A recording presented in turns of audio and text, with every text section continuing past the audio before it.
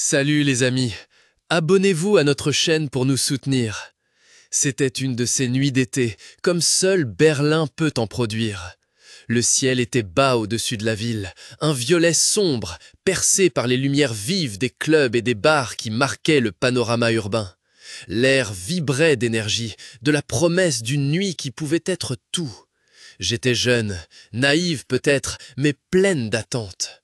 La fête se déroulait dans une ancienne usine à Kreuzberg.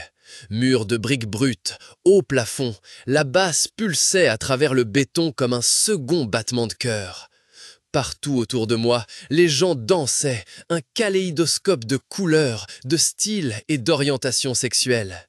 C'était une de ces rares occasions où l'on avait l'impression d'appartenir vraiment à quelque chose, où les différences s'estompaient et seule la joie commune de l'instant comptait. Et puis, je l'ai vu.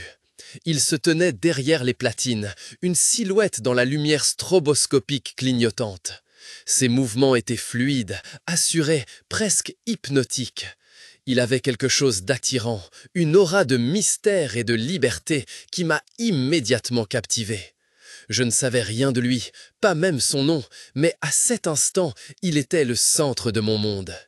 Il a mis un nouveau morceau, un rythme vibrant qui montait lentement en puissance, accompagné d'une mélodie mélancolique. J'ai reconnu la chanson immédiatement. C'était notre chanson. Pas au sens classique du terme, car elle n'était pas notre au sens d'une relation établie, mais c'était notre chanson, parce qu'elle passait précisément au moment où nous nous sommes rencontrés pour la première fois à une autre soirée il y a quelques mois. Un regard fugace, un bref sourire, un sentiment partagé. C'était une chanson qui nous liait, une promesse silencieuse. La mélodie m'attirait comme un aimant. Je me suis frayé un chemin à travers la foule dansante, jusqu'à me retrouver juste devant la table de mixage. Il m'a regardé, m'a reconnu, et un sourire a effleuré son visage. Ce n'était qu'un bref sourire, mais il a suffi à faire battre mon cœur plus vite. Et là, j'ai commencé à danser. J'ai dansé comme s'il n'y avait pas de lendemain, comme si le monde n'était fait que de nous deux et de la musique. J'ai dansé pour lui, pour moi, pour toutes les personnes queer qui avaient vécu avant nous et qui nous avaient permis de vivre ce moment. Car à cet instant, j'étais conscient de l'histoire, de la longue histoire, souvent douloureuse, de la libération homosexuelle.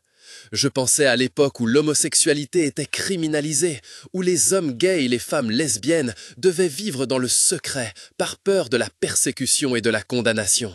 Je pensais au paragraphe 175 du Code pénal allemand qui punissait les actes homosexuels entre hommes et qui n'a été assoupli qu'en 1969 et complètement aboli qu'en 1994. Je pensais aux émeutes de Stonewall en 1969, à la révolte contre la violence policière à New York, considérée comme un tournant dans l'histoire du mouvement des droits des homosexuels. Je pensais aux premières Christopher Street Days, aux manifestations et aux défilés qui ont eu lieu dans le monde entier pour lutter pour les droits des gays et des lesbiennes. Je pensais à l'épidémie de sida dans les années 80 qui a coûté la vie à tant de personnes queer et qui a resserré les liens de la communauté. Je pensais à tous les activistes qui avaient dédié leur vie à la lutte pour l'égalité et l'acceptation. Et j'ai réalisé que cet instant, cette danse, était plus qu'un simple plaisir fugace. C'était une expression de liberté, d'autodétermination, de fierté. C'était un hommage à tous ceux qui avaient combattu avant nous et qui nous avaient créé cet espace où nous pouvions nous épanouir librement. La musique montait en puissance, les lumières devenaient plus vives. J'ai fermé les yeux et me suis laissé porter par la musique. Je sentais l'énergie de la foule m'envelopper, les frontières entre moi et les autres s'estomper. Quand la chanson s'est terminée, j'ai ouvert les yeux. Il était toujours derrière les platines, son regard fixé sur moi. Il m'a fait un signe de tête, un petit signe, presque imperceptible, mais c'était suffisant. Je lui ai rendu son sourire, un sourire plein de gratitude, plein d'espoir, plein d'amour. Je ne connaissais toujours pas son nom, je ne savais pas si nous deviendrions un jour plus que ça. Mais à cet instant, ce n'était pas important. À cet instant, seule la musique comptait. Le souvenir de tous ceux qui nous ont précédés et la joie d'être tout simplement. Il était le DJ de la soirée, et il passait notre chanson. Et à cet instant, c'était tout ce qui comptait. C'était un moment de l'histoire queer qui vivra à jamais en moi. Un moment de liberté, d'acceptation et d'amour. Un moment qui me rappelle le chemin parcouru et l'importance de continuer à se battre. Car l'histoire est loin d'être terminée.